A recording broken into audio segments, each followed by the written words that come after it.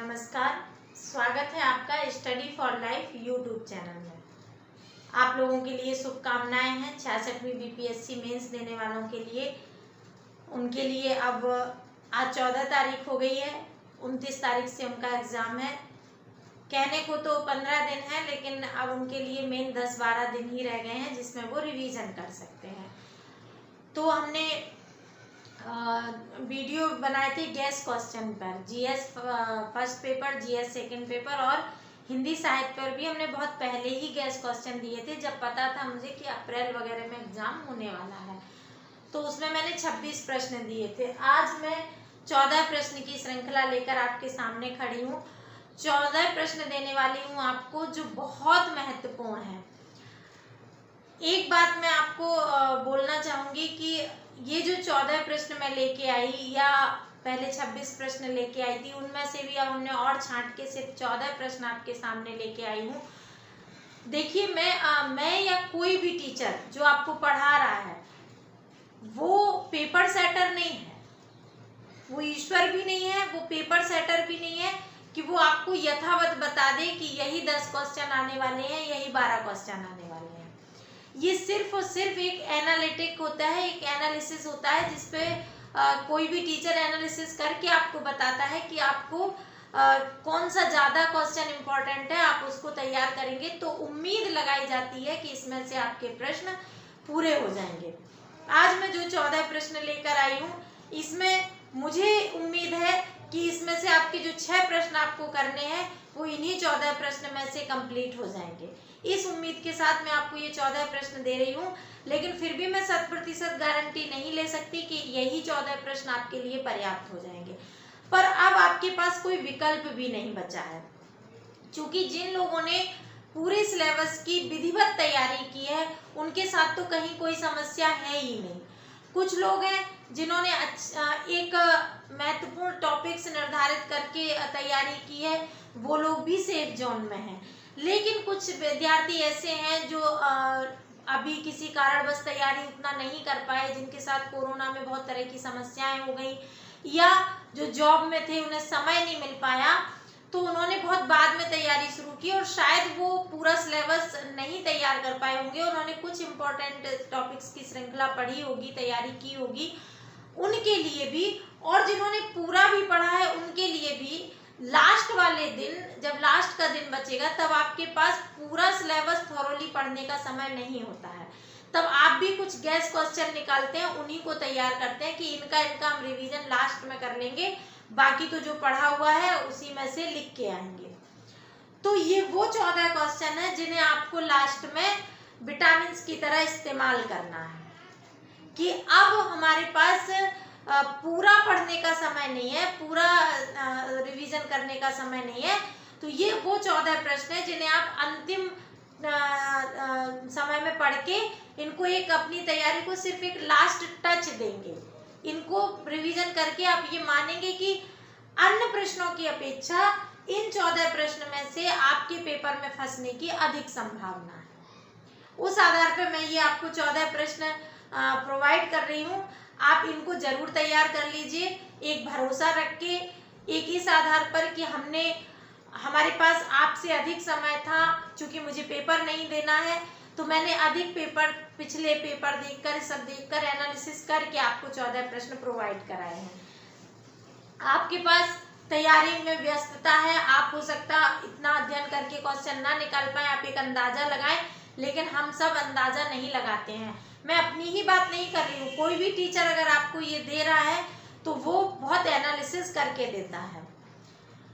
एक बात मैं और कह देना चाहती हूँ, मैं आलोचनाओं को सदैव सर्वोपरि रखती हूँ। अगर हमारी कोई आलोचना करना चाहता है तो मुझे सहज स्वीकार्य है, लेकिन हम एक चीज और कह देना चाहते हैं, कभी भी किसी भी टीचर को आप आलोचना करिए, ठीक है, लेकिन आप उसकी परीक्षा मत लीजिए।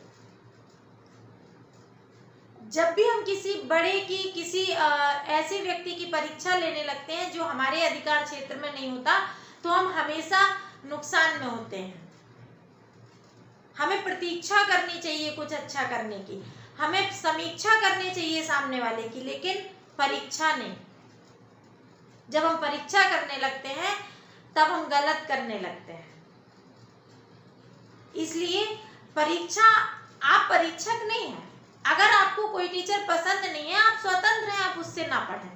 आपको कोई बुक पसंद नहीं है, आप स्वतंत्र हैं कि आप उस बुक को परचेज ना करें, या परचेज कर भी लिए तो आप ना पढ़ें, लेकिन आप उसमें अपना समय व्यर्थ ना करें। आप आलोचक नहीं हैं कि आपको किसी की बुक पर आलोचनात्मक टिप्पणियां करनी है, आपको किसी बुक की एक आलोचना लिख के एक बुक पब्लिश करवानी है, नहीं। आपको अधिकारी बनना है तो आप अधिकारी बनिए। आप उसकी बुक की या उसकी किसी भी चीज की, उसके वीडियोज की, उसकी क्लासेज की जो भी आलोचना है वो अपने स्तर पे करिए कि वो आपको फायदा दे रही है या नहीं। अगर वो आपको फायदा दे रहा है, कोई भी टीचर, कोई भी कोचिंग, कोई भी वो, तो आप उस बात पर जरूर ध्यान दीजिए। ये मत सोचिएगा कि मैम क्वेश्चन बताने के पहले इस तरह से बात कर रही है। कुछ कुछ चीजें थोड़ी सी होती हैं जो हर्ट करती हैं। कोई भी यूट्यूबर हो या कोई भी टीचर हो, दो ही तरह के यूट्यूबर हैं टीचिंग में। या तो वो हैं जो सिर्फ प्रचार के लिए कुछ वीडियो डालते हैं, बाकी अपनी पेड क्लास चलाते हैं, वो भी अच्छे हैं, वो भी बहुत अच्छे हैं। ठीक है, हम जीविकोपार्जन के लिए भी तो कुछ इंसान करेगा, तो ठीक है, वो अगर वो भी माध्यम है तो ठीक है, आपको उससे डेमो मिल जाता है, चीजें मिल जाती हैं, आप वहाँ पेड ज्वाइन कर सकते हैं। लेकिन कुछ टीचर निस्वार्थ भी पढ़ाते हैं, जैसे शुरू में एडुटेरिया का हम नाम लेना चाहेंगे। उन्होंने जो वीडियो डाले हैं वो फ्री ऑफ कॉस्ट डाले हैं, आप देख रहे हैं, तो वो भी सराहनीय है। लेकिन आप ना वो पेड वाले वीडियो देखने के लिए और ना ही एडुटेरिया या मेरे या किसी भी वीडियो को देखने के लिए आप बाध्य नहीं है। आपको लाभ मिलता है तो आप देखिए, आपको लाभ नहीं मिलता है मत देखिए। चूंकि हम वीडियो बना रहे हैं तो हम आशा तो करेंगे कि लोग हमारे वीडियो देखें, लेकिन आप बाध्य नहीं है। हम आपको घर आके फोर्स नहीं करते हैं कि आप हमारा वीडियो देखिए या किसी का भी। तो आप वही टिप्पणियां करिए जो एक सिविल सर्वेंट को आप इतनी बड़ी तैयारी कर रहे हैं आपको शोभा दें, ये लगे कि आप तैयारी की फील्ड में हैं। अगर टीचर का स्तर गिरा हुआ भी हो तब भी आप अपना स्तर मत गिराइए। आप तो अपनी महानता सिद्ध करिए, आप तो सिद्ध करिए कि आप एक बड़ी तैयारी में हैं, आप बड़ी तैयारी कर रहे हैं, आप एक अधिकारी बनने वाले हैं, आप बहुत बड़े पद पर आने वाले हैं। आप कोई नौकरी की तैयारी नहीं कर रहे हैं, आप एक पद की तैयारी कर रहे हैं, आपको एक बड़ा पद, बड़ी जिम्मेदारी मिलने वाली है। तो आप जिम्मेदार नागरिक बनिए, जिम्मेदार ऑफिसर बनेंगे तभी अच्छे ऑफिसर बन पाएंगे। खैर, इन बातों को छोड़ते हुए मैं सिर्फ इतने अपनी तरफ से कहना चाहूंगी कि हम या कोई भी टीचर आपको वीडियो दे रहा है या नोट्स दे रहा है या कुछ भी प्रोवाइड कर रहा है, वो कहीं ना कहीं आपके हेल्प के लिए ही कर रहा है। हो सकता है वो उसके जरिए अपना भी जीविकोपार्जन कर रहा हो, लेकिन फिर भी उससे आपकी हेल्प हो ही रही है। और आपको लगता है कि सामने वाले से आपको हेल्प नहीं मिल रही है तो आप उसके लिए बाध्य नहीं है, आप स्वतंत्र हैं। खैर, हम इन बातों को विराम देके अपनी बात पर आते हैं। आप ये 14 टॉपिक देख लीजिए जो आपको पढ़ने चाहिए, ये आपको बहुत फायदा देंगे एग्जाम में। मुझे तो आशा पूरी है कि इनमें से आपका 6 क्वेश्चन कंप्लीट हो जाएंगे। फिर भी आप अपनी तैयारी अपने तरीके से करिएगा। अगर आप नहीं कर पा रहे हैं तो आप इन 14 क्वेश्चन को जरूर से जरूर रट लें लिख के। बस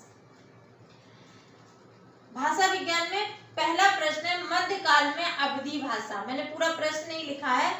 मध्यकाल में अवधी भाषा का साहित्यिक भाषा के रूप में विकास, इस तरह से प्रश्न पूछा जाता है। मध्यकाल में अवधी का साहित्यिक भाषा के रूप में विकास, या मध्यकाल में साहित्यिक भाषा के रूप में अवधी का विकास या योगदान। राजभाषा की संवैधानिक स्थिति, यानी कि राजभाषा का भी विकास बताएं, उसकी संवैधानिक स्थिति भी पता कर ले कि संविधान में राजभाषा के कौन कौन से अनुच्छेद हैं। देवनागरी लिपि का मानकीकरण, ये भी आप याद कर लीजिएगा। खड़ी बोली का विकास, एक ये प्रश्न आपको तैयार करना है। आदिकाल की विशेषताएं, साथ ही साथ चाहे तो उसका सामाजिक सांस्कृतिक योगदान। छायावाद की विशेषताएं, प्रयोगवाद की विशेषताएं, प्रवृत्तियां, विशेषताएं, कथ्य शिल्प, प्रतिपाद्य, इस तरह से कोई भी शब्द देता है आपको विशेषताएं ही लिखनी है। नई कविता की विशेषताएं। इसके बाद आपका जो सेकेंड यूनिट में आ जाएगा, कबीर की सामाजिक चेतना, या सामाजिक दर्शन या कबीर का समाज सुधार आंदोलन, इस तरह से कोई भी प्रश्न आएगा। तुलसी की समन्वय दृष्टि या समन्वय चेतना, या तुलसी ने समन्वय का काव्य रचा है, तुलसी समन्वय का अपार धैर्य लेकर पैदा हुए थे, इस कथन की व्याख्या कीजिए। इस तरह से प्रश्न कोई भी आता है तो आपको तुलसी की सामाजिक चेतना लिखना है। गोदान कृषक जीवन का महाकाव्य है, ये कृषक जीवन का महाकाव्य गोदान आप तैयार कर लीजिएगा। त्रासदी पूछता है तब भी यही प्रश्न बनता है, और काव्य पूछता है तब भी यही प्रश्न बनता है। थोड़ी सी भूमिका और थोड़ा सा निष्कर्ष में आप त्रासदी के बारे में बता दीजिएगा। अगर त्रासदी पूछता है तो आप थोड़ी सी त्रासदी व्याख्या कर दें कि त्रासदी क्या होती है। राम की शक्ति पूजा का कथ्य शिल्प या प्रतिपाद, या राम की शक्ति पूजा में निराला का स्वयं का होना, ये सब इसमें पूछा जा सकता है। कामायनी पर भी एक प्रश्न तैयार कर लीजिए, कामायनी का दर्शन। और 14वां प्रश्न है अंधेर नगरी की रंगमंचीयता। या तो अंधेर नगरी की रंगमंचीयता तैयार कर लीजिए, उसी में आपका अगर इस तरह से पूछ देता है कि भारतेंदु रंगमंच के एक महनीय कलाकार थे, अंधेर नगरी के आधार पर व्याख्यात कीजिए, कुछ भी पूछ सकता है। भारतेंदु को लेकर, अगर रंगमंच को लेकर भारतेंदु का नाम लेता है तब भी आप यही अंधेर नगरी की रंगमंचीयता से प्रश्न लिख सकते हैं, और अगर अंधेर नगरी पे पूछता है तब भी आप लिख सकते हैं। तो ये 14 प्रश्न ऐसे हैं जिन्हें आप तैयार कर लीजिएगा। मध्यकाल में साहित्यिक भाषा के रूप में अवधी भाषा, राजभाषा, देवनागरी लिपि, खड़ी बोली, आदिकाल की विशेषताएं, छायावाद, प्रयोगवाद, नई कविता, कबीर की सामाजिक चेतना, तुलसी की समन्वय दृष्टि, गोदान कृषक जीवन का महाकाव्य, राम की शक्ति पूजा, कामायनी का दर्शन और अंधेर नगरी की रंगमंचीयता।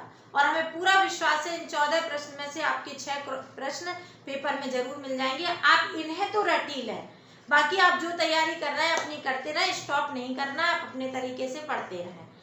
Best of luck. आशा है आप लोग जरूर अधिकारी बनेंगे। धन्यवाद।